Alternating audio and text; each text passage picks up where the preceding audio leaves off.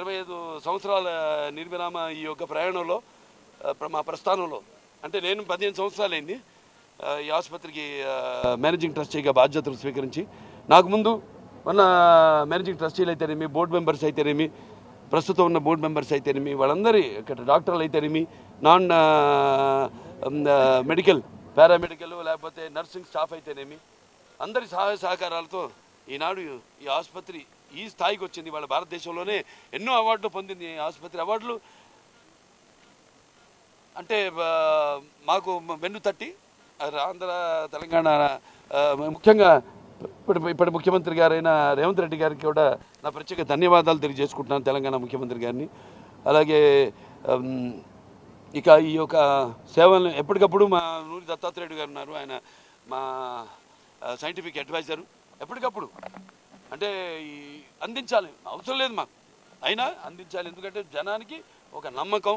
ఈ ఆసుపత్రి రాగానే ముందు ఆ రుగ్మతతో ఆ భయంతో సగం మనిషి చచ్చిపోతాడు. ఆ భయంతో ఇంత ఖర్చు లేకపోతే ఒకసారి దేవాలయాలకు అడుగు పెట్టగానే ముందు వాడు మాకు తోడబడతారు. ఎవరు రోగులు కూడా వాళ్ళ ఇది కూడా మాకు చాలా అవసరం.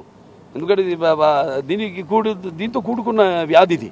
ఒకసారి దీంట్లో అడుగు పెట్టగానే అలాగే మా స్టాఫ్ ఎప్పటికప్పుడు బ్రహ్మాండంగా వాళ్ళ కంపాషన్ ప్రేమతో, అలాగే మా సోషల్ డిపార్ట్మెంట్ అయితేనేమి వాళ్ళకి మంచి సలహాలు ఇస్తూ ధైర్యం ఇస్తూ, అలాగే ఎంతోమంది ఎన్నో కేసులు ఎవరు ఛేదించలేని ఈ కేసుల్ని మేము ఇక్కడ ట్రీట్ చేసి వాళ్ళు బ్రహ్మాండంగా పూర్తిగా రోగం నయమై వాళ్ళు ఎంతో సంతోషంగా వాళ్ళు ఉద్యోగాలు చేసుకుంటూ సంతోషంగా ఉన్నారు.